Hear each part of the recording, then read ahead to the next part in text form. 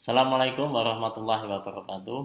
Waalaikumsalam warahmatullahi wabarakatuh. Pemirsa eh, Profesor Network Channel TV yang berbahagia, ya. Mudah-mudahan selalu dalam keadaan yang sehat dan penuh limpahan barokah dari Allah Subhanahu wa taala. Amin, amin. Baiklah, pemirsa, sesuai dengan protokol kesehatan, ya, ini kita mengenakan masker, ya. Jadi untuk berbincang-bincang sejenak nanti kita akan melepaskan, ya. Dan tetap, ya, pemirsa di rumah menjaga uh, protokol kesehatan dan juga menghindari kerumunan, ya. Selalu mengenakan masker dan juga menjaga jarak. Baik pemirsa, masih bersama dengan saya ada Wildan Main Mutakin, ya, selaku uh, apa ini host yang ada di Profesor Academic Network, dan bersama dengan saya telah hadir Profesor Sujito. Selamat siang, Prof.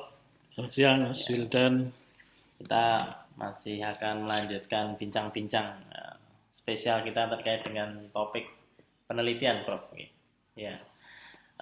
Baik pemirsa, nanti kita akan berbincang dengan Prof. Sujito terkait dengan langkah-langkah dalam penelitian, kemudian nanti juga akan membahas tentang jenis-jenis atau types, kinds of research, kemudian nanti diikuti dengan pemilihan topik, research topik, dan research problem, ya, atau penentuan ini masalah dalam penelitian, ya. Baik, Prof, kita mulai terkait dengan bagian pertama terkait dengan conducting steps and stages in research. Ya, kalau pemirsa sudah melihat video kami yang sebelumnya terkait dengan pengenalan penelitian, terkait dengan definition of research, ya, maka akan sangat membantu dalam memahami apa itu penelitian dan jenis-jenisnya, ya.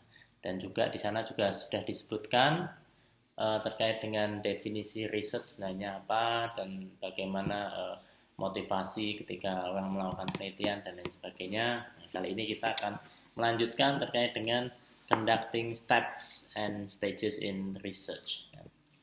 Prof. Sujito, apa kabar ini, Prof? Mudah-mudahan selalu sehat. Alhamdulillah sehat, Mas Wildan. Sehat-sehat, ya. Ya. Mudah-mudahan sehat terus dan tetap semangat, ya, dalam mencerdaskan umat, mencerdaskan bangsa. Ya. Ya, terima kasih Mas Wildan. Di suasana pandemi, kita tetap menjaga protokol kesehatan. Dan alhamdulillah kita masih dianugerahi, semoga selalu dianugerahi kesehatan oleh Allah Subhanahu wa taala. Amin, amin. Ya, baik Prof. Terkait dengan conducting steps and stages in research, ya, atau langkah-langkah dalam penelitian. Sebenarnya mungkin banyak bertanya ini para pemirsa, ya, kenapa kita perlu menerapkan langkah-langkah dalam melakukan penelitian itu, Prof? Ya, terima kasih Mas Wildan. MA Tesel. Ya, terima kasih, Prof. Jadi di pertemuan di video pembelajaran kita yang pertama dulu itu kita bersama Mas Wildan sebagai selaku host, kita membahas tentang pengertian penelitian secara umum sampai kepada dua jenis penelitian secara umum, yaitu kuantitatif dan kualitatif kalau tidak salah, dan kita membahasnya secara umum sekali, dan selayaknya materi itu kita lanjutkan kepada materi-materi yang lebih spesifik, Mas Wildan. Dan betul yang disampaikan Mas Wildan, selanjutnya yang perlu kita bahas ini adalah langkah-langkah dalam penelitian, terus nanti mungkin kita perlu fokus kepada teknik merumuskan judul penelitian. Sebetulnya yang benar itu ya judul, ya benar, mencari topik penelitian dan merumuskan judulnya, kemudian merumuskan riset problem, kemudian memahami tentang variabel, kemudian juga posisi variabel di dalam topik penelitian tersebut. Nah, mungkin itu yang perlu kita bahas. Semoga berguna untuk para mahasiswa kita yang sedang mengerjakan skripsi atau sedang menempuh mata kuliah pengantar penelitian, Mas Wildan. Baik, Prof. Ya. Jadi sebenarnya memang diperlukan langkah-langkah melakukan penelitian. Kalau bisa dijabarkan, Prof, di sini sebenarnya inti dari melakukan penelitian, ya. Mengapa perlu ada stages dan tidak bisa kita lompati, harus urut. Ya, ini bagaimana, Prof? Apakah kira-kira alasannya apa ini, Prof? Kenapa perlu ada seperti itu? Kan mungkin bagi pemirsa yang belum paham kan, meneliti ya sudah meneliti, bertanya itu sudah termasuk meneliti, kemudian mengobservasi itu sudah dianggap meneliti, atau melibatkan diri secara langsung. Nah, ternyata ada langkah-langkahnya, Prof. Betul, seperti yang kita bahas di pembahasan yang pertama dulu, bahwa penelitian ini adalah sebuah kegiatan ilmiah. Jadi salah satu syarat dari kegiatan ilmiah itu adalah sistematis. Maknanya adalah harus ada langkah-langkah yang dilakukan secara sistematis, tidak boleh sembarangan, sesuai dengan urutannya. Iya. Mungkin bisa Mas Wildan bacakan langkah yang pertama, mungkin langkah kedua apa, kita bahas satu persatu. Baik, Prof. Ini langsung kita diskusikan secara prinsip-prinsip langkah-langkah penelitian atau terkait dengan praktisnya. Sebetulnya praktis. Ada dua jenis, yaitu perlu belajar prinsip-prinsip juga ini. Urutan langkah-langkah penelitian secara umum itu secara konseptual, kemudian diikuti dengan langkah-langkah secara praktis. Langkah-langkah secara konseptual perlu kita bahas sehingga kita tahu dasar maknanya seperti apa. Misalnya kalau langkah secara konseptual itu yang pertama kan there is a felt need, jadi biasanya begitu. Ada sebuah kebutuhan untuk diteliti. Tapi di dalam langkah praktis nanti yang there is a need itu tidak termasuk. Sehingga dalam langkah konseptual nomor 1 itu ada need, ada kebutuhan untuk diteliti. Itu adalah langkah secara konseptual.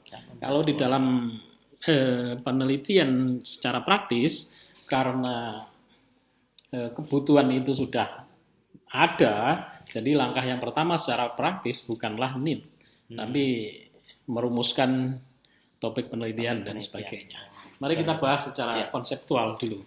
Betul, Prof. Mas Wildan. Secara konseptual ini ada beberapa langkah-langkah. Yang pertama seperti yang disampaikan Prof tadi, ada need, ya, atau di sini bisa kita artikan sebagai challenge, ya, atau conduct research. Nah, ini jadi yang secara konsep kita bangun sebenarnya perlunya challenge, atau ya kita kan melakukan sesuatu pasti ada maksud tertentu, ada niat.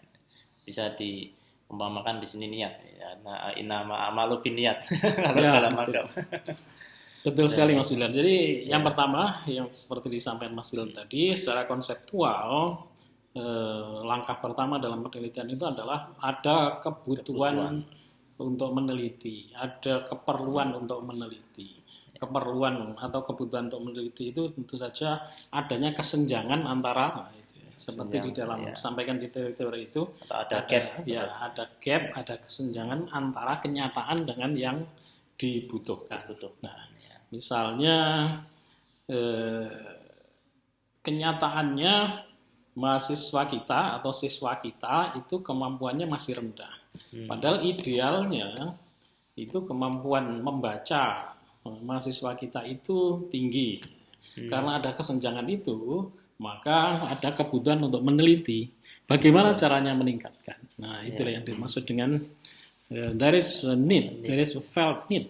Karena kalau tidak didasari oleh sebuah kebutuhan untuk meneliti, maka tujuan kita menjadi tidak pasti tujuan Pasti. meneliti kita tidak dipancangkan dalam rangka sebuah kebutuhan atau tadi yang ada diperlukan. challenge, Bro. Ya, jadi semacam kalau kita punya konsep sesuai dengan teori, kemudian kita ingin melakukan challenge, melakukan katakanlah ini treatment. Nah, jadi kan berarti sesuai dengan keadaan yang ingin kita praktekkan di situ. Ya, betul.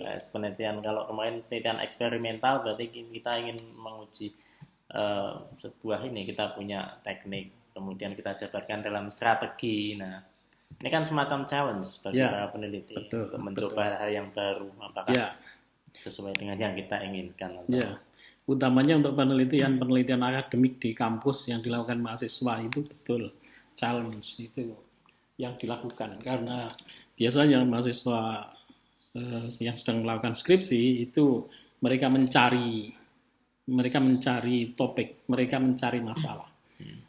Berbeda dengan peneliti profesional itu memang betul-betul ada kebutuhan untuk diteliti. Itu perbedaannya. Tetapi dua-duanya bisa dianggap sama, bahwa memang ada kebutuhan untuk meneliti. Walaupun mahasiswa dalam setting di dunia akademik meneliti dalam rangka untuk menyusun skripsi, nah itu juga harus ada kebutuhan untuk meneliti, sehingga walaupun konteksnya adalah konteks akademik di kampus, memang ada manfaat dari topik yang diteliti itu. Dari situlah niat penelitian yang disampaikan oleh Mas Wildan tadi, niat penelitian yang luhur itu jadi itu dipancangkan, memenuhi kebutuhan lulus sarjana. Ya, betul. Ini salah satu memang challenge ini bagi para calon sarjana. Tapi sejatinya ternyata Prof. Sujito menyampaikan bahwa ini semacam kebutuhan, dan setelah sarjana pun juga tidak boleh berhenti untuk melakukan penelitian, Prof. Nah, jiwa akademis harus tetap dibangun. Betul. Yang kedua mungkin? Yang kedua ada namanya stating the problem, so that the problem is clearly defined in terms of limitation and alternative of solving. Ya, jadi, betul. Seperti itu, Prof. Step yang kedua. Maksudnya bagaimana ini, Prof? State ya, menyatakan masalah atau merumuskan masalah. Ya, secara konseptual, setelah ada kebutuhan untuk meneliti, maka kebutuhan yang diteliti itu maka harus dirumuskan dalam sebelum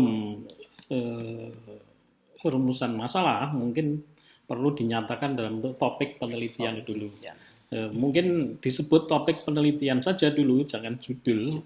Karena judul itu nanti bisa dibuat di akhir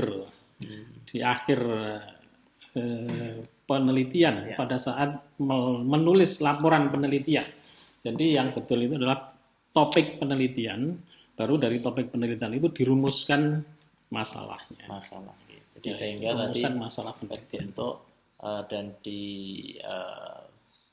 lebih ini spesifik ya, dibuat batasan-batasan supaya intinya kita tidak kalau istilah Jawanya gerambiang yang akan kita teliti itu seperti apa, kemudian juga alternatif dari pemecahan yang kita tawarkan, begitu, Prof. Ya, betul.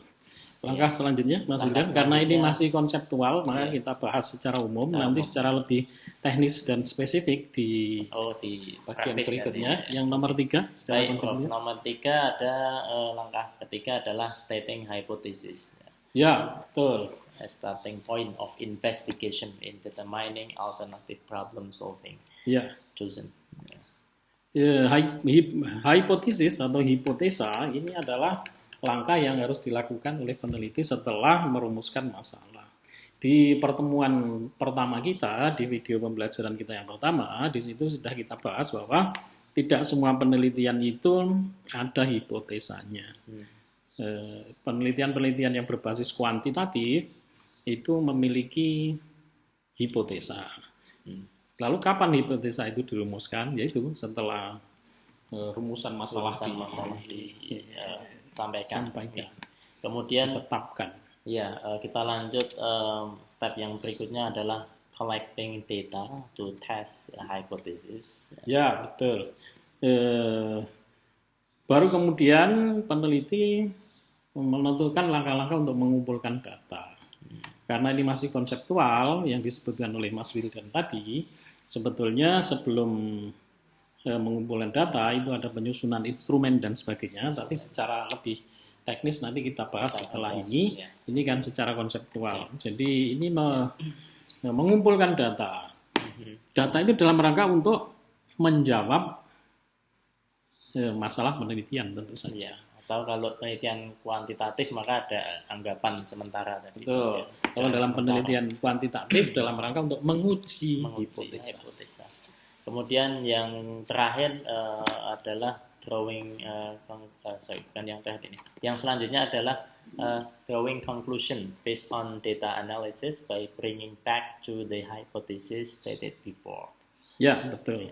Jadi setelah data dikumpulkan, kemudian diuji hipotesanya, maka ada temuan penelitian, barulah ditarik kesimpulan dari hasil penelitian itu.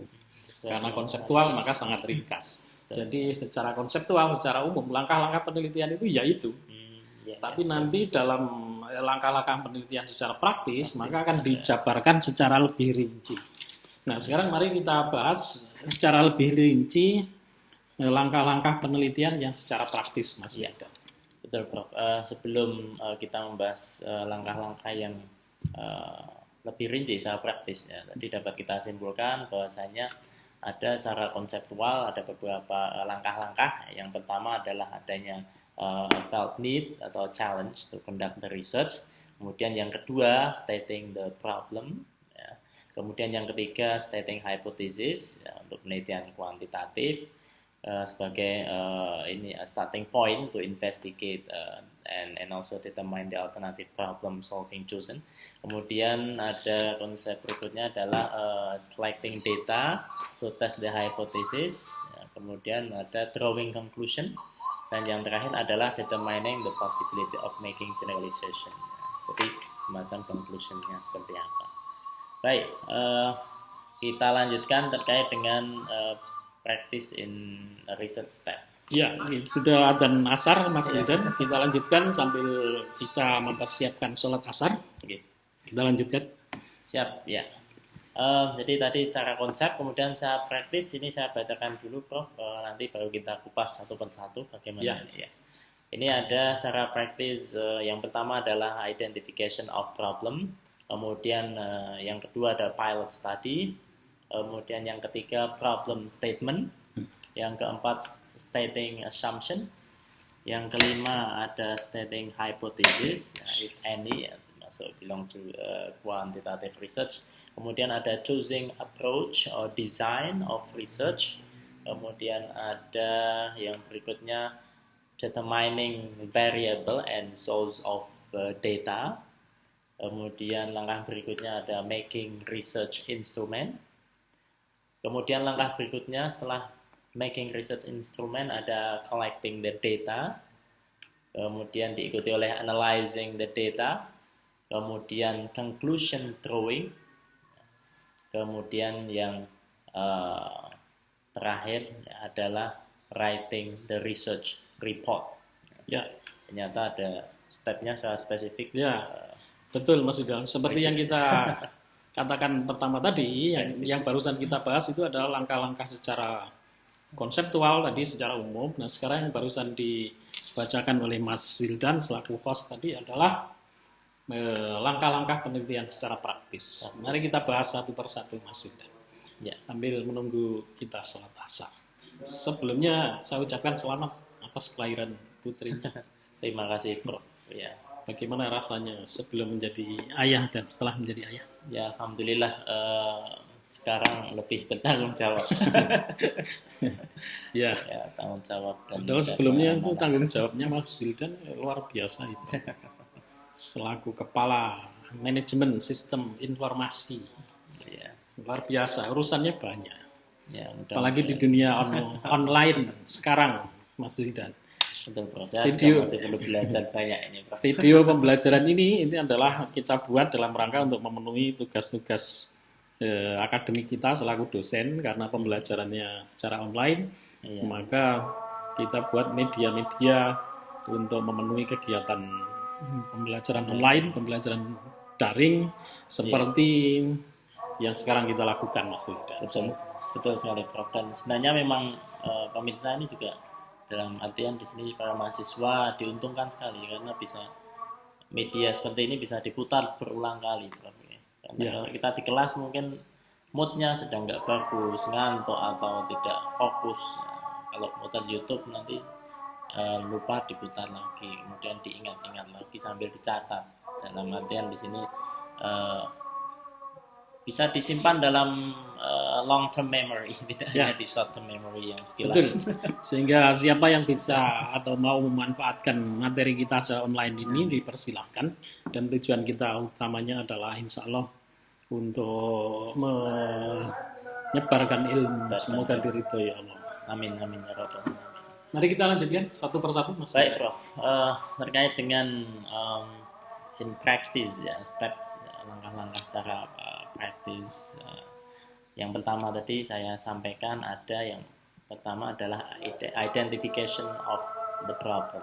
Ini sebenarnya di bagian ini apa yang disampaikan ini, Prof? Kan tadi kita sudah konseptual, sudah ada need atau challenge ya. Di sini secara praktis ada identifikasi masalah, mengidentifikasi masalah ini maksudnya bagaimana, Pak? Ya, jadi setelah peneliti menemukan topik penelitiannya, baru kemudian langkah setelah peneliti menentukan topik penelitiannya dan itu sudah pasti dijadikan topik penelitiannya, maka peneliti perlu melakukan identifikasi masalah-masalah yang potensial muncul, masalah-masalah yang potensial bisa digunakan sebagai rumusan masalah yang akan diteliti nanti. Jadi di dalam identifikasi masalah ini perlu dibuat list masalah-masalah yang mungkin nanti muncul dari topik yang sudah ditetapkan itu. Karena dari topik penelitian yang sudah ditetapkan itu akan bisa muncul banyak rumusan masalah. Itulah identifikasi masalah. Jadi identifikasi masalah itu membuat list dari kemungkinan-kemungkinan riset problem yang bisa digunakan, yang bisa muncul. Nah, itu bisa sampai 10, bisa sampai 15. Karena dari satu topik penelitian itu bisa muncul berbagai macam riset problem. Itulah yang disebut dengan identifikasi masalah. Ya. Mungkin bagi pemirsa yang lebih jelasnya, ya, ini kan berarti kita perlu melakukan semacam observasi di awal, Prof. Ya, untuk betul. mengidentifikasi masalah ini. Observasi kecil-kecilan untuk merumuskan Betul. jalan pikiran kita nanti biar spesifik. Mengapa kok kita harus meneliti itu? Alasannya apa? Kenapa kok penelitian ini topik yang seperti ini menarik untuk diteliti? Ini kan harus ada alasan yang jelas. Betul. Dari hasil identifikasi masalah yang lumayan banyak yang sudah di list tadi oleh calon peneliti, maka kemudian peneliti akan memilih the best research problem dari berbagai macam rumusan masalah yang sudah diidentifikasi tadi. Dan itulah nanti yang akan dirumuskan dalam research problem, statement of research problem. Betul, nah, itu yang perlu dilakukan. Ya, dan ini sebelum ke problem statement ada yang namanya pilot study ini. Ya, pilot study itu adalah studi pendahuluan. Yang mengawali. Ya, jadi studi kecil-kecilan dalam rangka untuk menjajaki sejauh mana penelitian yang asli nanti akan bisa dilakukan dengan sebenar-benarnya. Dari situlah, nah sebetulnya itu tadi yang dimaksud dengan identifikasi masalah sudah dirumuskan, kemudian calon peneliti itu melakukan pilot study pendahuluan. Dari hasil studi pendahuluan ini tadi akan menghasilkan banyak hal. Salah satunya adalah bisa melakukan seleksi terhadap identifikasi masalah yang ada tadi untuk menemukan rumusan masalah yang paling tepat. Betul, Prof. Ya. Jadi seperti itu ternyata prosesnya ini. Ya, betul. Ya, jadi mulai dari identification of problem, kemudian pilot study, kemudian baru ke problem statement atau Dalam hal ini adalah formulation of the problem. Ya, betul. Nanti akan kita bahas lebih detail tentang bagaimana merumuskan topik, merumuskan masalah penelitian dan sebagainya. Yang kita bahas sekarang adalah urutan langkah-langkah penelitian secara praktis. Berikutnya, Mas Yuda. Setelah ada problem statement, kemudian kita mempunyai langkah berikutnya yaitu stating assumption atau memulai asumsi dan lakukan berikutnya juga ada stating hypothesis. Apakah ini saling berhubungan, ada assumption kemudian hypothesis? Jadi desain penelitiannya. Ya, kita bahas secara sekaligus dua langkah itu, assumption dan hypothesis. Sebetulnya secara umum makna dari assumption dan hypothesis itu hampir sama, tetapi dalam penelitian biasanya kedua langkah tersebut dipisahkan. Kalau assumption itu adalah asumsi terhadap kondisi subjek, misalnya asumsi terhadap kondisi subjek yang terlibat dalam penelitian yang dilakukan itu. Jadi misalnya kita lagi meneliti mahasiswa semester 4 tentang teknik penulisan akademik. Maka kita bisa melakukan asumsi di sini seluruh mahasiswa itu sudah menguasai writing 1, writing 2, writing 3. Sehingga academic writing di semester 4 diharapkan mereka sudah siap untuk mendapatkan expose materi tentang academic writing. Itulah dimaksud dengan asumsi. Lalu apa hipotesa? Kalau hipotesa itu adalah jawaban sementara prediksi sementara dari riset problem. Jadi itulah bedanya assumption. Kadang-kadang assumption itu ditulis juga sebagai scope penelitian atau assumption. Karena di situ biasanya penelitian itu membatasi pada beberapa kondisi tertentu, tidak berlaku pada kondisi yang lain. Ya, disitulah assumption dan scope ini dideskripsikan dalam bagian awal penelitian itu dalam rangka untuk membatasi bahwa penelitian ini berlaku pada kondisi tertentu. Baik, berarti ya, tapi assumption yang dimaksudkan di sini adalah berarti peneliti itu sudah mempunyai paling tidak fakta-fakta secara umum. Ya. Betul. Tidak hanya feeling saja. Ya, ini perasaan saya kok mereka. Jadi memang kegiatan akademik kan harus didasarkan kepada fakta-fakta yang diperoleh dari existing knowledge-nya dari peneliti begitu, Prof. Ya, jadi misalnya peneliti tentang strategi pembelajaran atau strategi pengajaran bahasa Inggris di sekolah internasional. Maka asumsinya adalah di sekolah internasional tersebut melakukan pembelajaran menggunakan media pembelajaran bahasa Inggris dan berbeda dengan sekolah-sekolah yang lainnya. Ya, kita lanjutkan setelah tadi assumption dan hypothesis, maka lanjut ke step berikutnya yaitu choosing approach atau design of research. Ini bagaimana, Prof, menjelaskan tentang ini choosing approach atau design of research ini? Karena terkadang masih banyak yang bingung. Ya, jadi seperti yang kita bahas di pertemuan pertama kita, di video pembelajaran kita yang pertama, Mas Wildan, bahwa penelitian itu harus memiliki method of inquiry, metode untuk mencari. Nah, disitulah akan peneliti harus menentukan metode of inquiry-nya apa, desain penelitiannya apa, tipe penelitiannya seperti apa, apakah kuantitatif ataukah kualitatif, apakah eksperimental, apakah korelasional, apakah komparatif. Nah, itu di situ ditentukan, dan peneliti harus memiliki muatan pengetahuan yang cukup memadai untuk bisa menentukan apakah penelitiannya nanti akan menggunakan metode inquiry kuantitatif kualitatif kah, eksperimental korelasional kah, survei kah, case study kah, content analysis kah. Nah, disitulah di langkah itulah peneliti harus menentukan. Ya, gitu. Ya, karena sebenarnya untuk step yang satu ini nanti berhubungan dengan step berikutnya, yaitu determining variable and source of data. Ya, betul. Ya, betul. Langkah berikutnya adalah peneliti harus memahami tentang variabel-variabel penelitiannya. Kemudian sumber-sumber data yang dia ingin dia kumpulkan dalam rangka untuk menguji hipotesa, dalam rangka untuk menjawab rumusan masalah. Nah, itu langkah berikutnya. Ya. Langkah berikutnya apa? Berikutnya kemudian kita ke step yaitu making research instrument.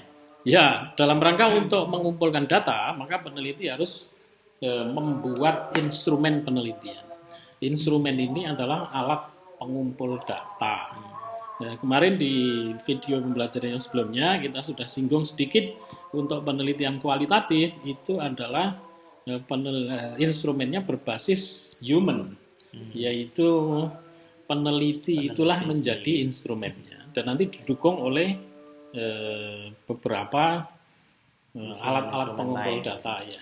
Kalau dalam penelitian kuantitatif instrumennya itu adalah formal. Nah, itu ya, formal. Kemudian nanti terkait dengan langkah berikutnya setelah making research instrument yaitu collecting the data. Ya, pengumpulan data. Ya, setelah instrumen penelitian dibuat, maka bisa digunakan untuk mengumpulkan data. Jadi sebetulnya instrumen itu dibuat dalam rangka supaya peneliti bisa mengumpulkan data. Instrumen penelitian. Jangan disalahpahami, biasanya instrumen itu kan instrumen musik. Instrumen dalam dunia penelitian adalah alat pengumpul data. A device to obtain the data. Device, betul sekali. Ya. Jadi alatnya itu menggunakan apa? Nanti tergantung kebutuhan Prof. Kebutuhan dari si peneliti. Kemudian tadi setelah making research instrument ada collecting the data, kemudian langkah berikutnya ada analyzing the data dan conclusion drawing. Ya. Setelah itu, setelah collecting the data, langkah berikutnya adalah analyzing the data. Ya, jadi data yang sudah dikumpulkan harus dianalisis.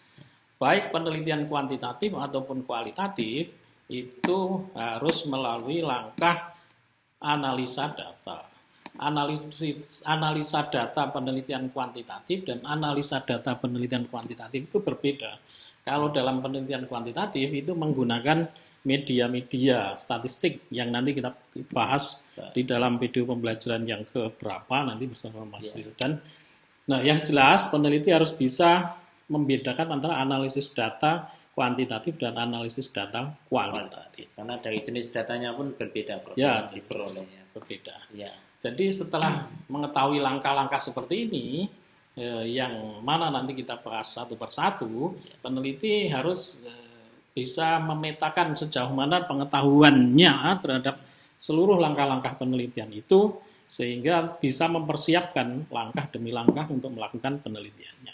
Baik. Langkah berikutnya setelah analyzing the data, maka kita akan menuju kepada bagian conclusion drawing atau penarikan simpulan. Ini sangat penting Prof dalam penelitian karena sebenarnya kemudian hasilnya seperti apa kan begitu Prof? Ya betul, dari analisis data itu maka akan dibuatlah temuan penelitian, rumusan temuan penelitian.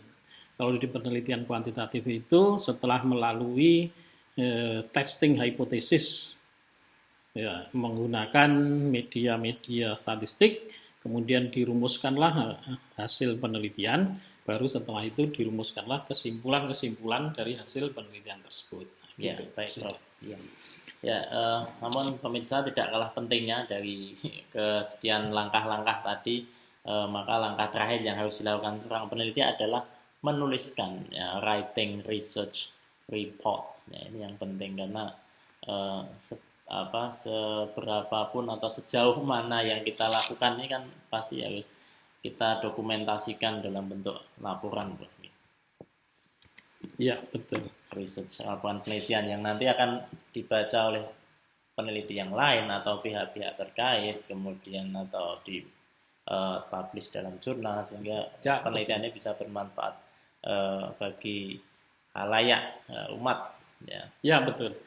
Nah, setelah penelitian dilakukan, Memang betul yang disampaikan oleh Mas Wildan tadi, langkah berikutnya adalah menulis laporan penelitian, research report. Kalau untuk di dunia kampus, untuk para mahasiswa, research report itu dalam bentuk skripsi. Jadi skripsi, tesis, disertasi itu sebetulnya adalah research report, laporan penelitian dalam dunia akademik. Dalam dunia penelitian yang sebenarnya juga ada laporan penelitian, tapi tidak bernama skripsi, tesis, dan disertasi. Nah, kemudian zaman sekarang, Mas Wildan, kalau dulu sebelum era publikasi seperti sekarang, itu hasil penelitian berhenti di situ, di laporan penelitian itu sudah selesai. Tapi dalam dunia modern sekarang, sebetulnya dulu pun juga begitu, tetapi sekarang lebih diintensifkan Karena lagi. dulu keterbatasan publikasi. Ya, betul. Didukung oleh kebijakan dari pemerintah dan juga kampus-kampus dan juga lembaga-lembaga yang menaungi para peneliti. Setelah laporan penelitian, langkah berikutnya adalah publikasi hasil penelitian. Publikasi itu bisa dalam bentuk jurnal, bisa dalam bentuk proceeding. Proceeding itu adalah kumpulan dari research report tadi. Research report yang dipresentasikan dalam sebuah conference, dalam sebuah konferensi.